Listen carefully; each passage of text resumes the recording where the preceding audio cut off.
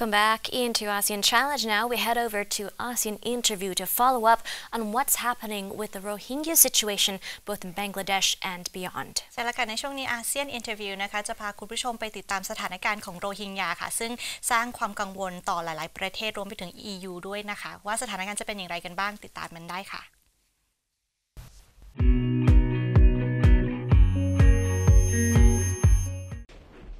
The European Union is sending a fact-finding mission to assess whether to withdraw preferential trade treatment for Myanmar over human rights abuses. This is according to the EU's trade chief, Cecilia Malmström, on Friday, October 5th.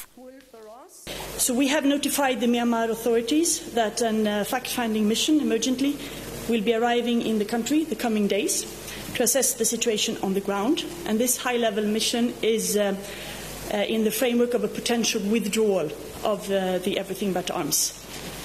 We cannot exclude this outcome. And, of course, the reason is, as you said, the blatant violations of human rights in Myanmar. On Cambodia, we are even one step further because we had a high-level mission there this summer. And here also there was the elections marked by harassment and intimidation and everything but fair elections, severe restrictions on essential political rights. So I have notified Cambodia today that we will launch the procedure for withdrawal of EBA. Without clear and demonstrable improvements, this will lead to a suspension of trade preferences.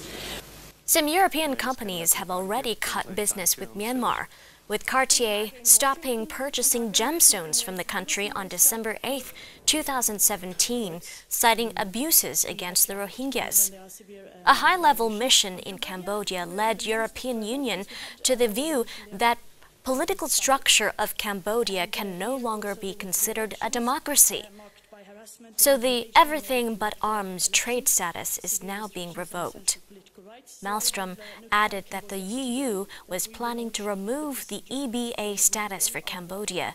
The bloc had said in July that the country risked losing its preferential trade status after elections decried by the West as neither free nor fair returned the country's strongmen to power after 30 years in office.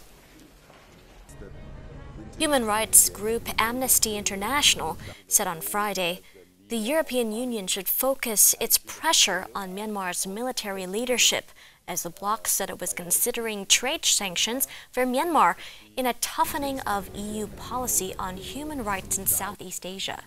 We support an approach where sanctions are applied against the military leadership. For example, they have money outside of the country, sitting in places in Singapore banks and so on.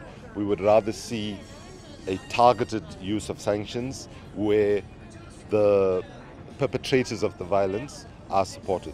Secondly, we'd also like to see the Security Council of the UN using its influence to ensure that there's a proper prosecution at the ICC, the International Criminal Court, and we have to be careful here that we don't double punish the people, because the military and the political leadership will still live in comfort and could actually leave people. So at this stage we'd say more targeted against the military leadership. We know who they are, we name them, the UN report has confirmed who they are. There's no reason why we can't go after them.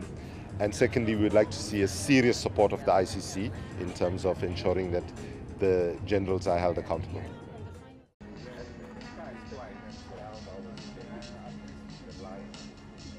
What Aung San Suu Kyi has done in a role as the leader of parliament has been a betrayal of press freedom, minorities in Myanmar, democracy, and I think that they should use their offices as best as they can to try to bring her back to the person that she was, because she's unrecognizable to the elders that she was part of, all the progressive things that she did in the past, and we would hope that she stands up to the military and puts a gap. Right now there is very limited distance between her and the military leadership. The UN Refugee Agency voiced deep concern on Friday, October 5th, for the safety and security of 7 Rohingya men deported from India to Myanmar, saying they'd been denied access to legal counsel and had a chance to have their asylum claims assessed. India deported the Rohingya Muslim men on Thursday, October 4th, raising fears of further repatriations among those sheltering in refugee camps in the country, and concern that those returned faced the risk of abuse at the hands of Myanmar authorities. Today, the UN Refugee Agency is greatly concerned for the safety and security of 7 Myanmar nationals who were returned from India to Myanmar on Thursday. We understand that prior to their return, the group of 7 were moved from Silchar Central Jail in Assam, where they had been in detention since 2012, to Manipur State bordering Myanmar. UNHCR continues to seek clarifications from the authorities on the circumstances under which these individuals were returned to Myanmar. The UN Refugee Agency is concerned that they did not have access to legal counsel, were not given a chance to access asylum processing, and have their claims assessed in India. What is worrying, the context of this return comes as hundreds of thousands of Rohingya people have fled from Myanmar over recent decades. In the latest refugee crisis, more than 720,000 Rohingya refugees found shelter in Bangladesh since 25th of August last year.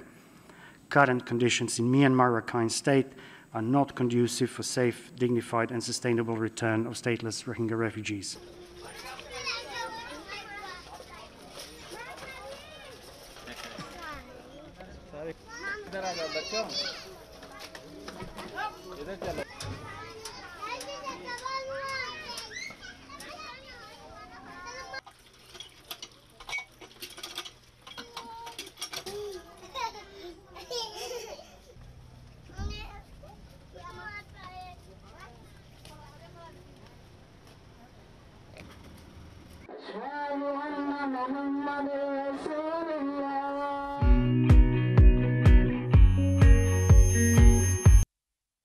And that was ASEAN Interview and wraps up our program for this week. We'll see you next week. As for now, สวัสดีค่ะ สวัสดีค่ะ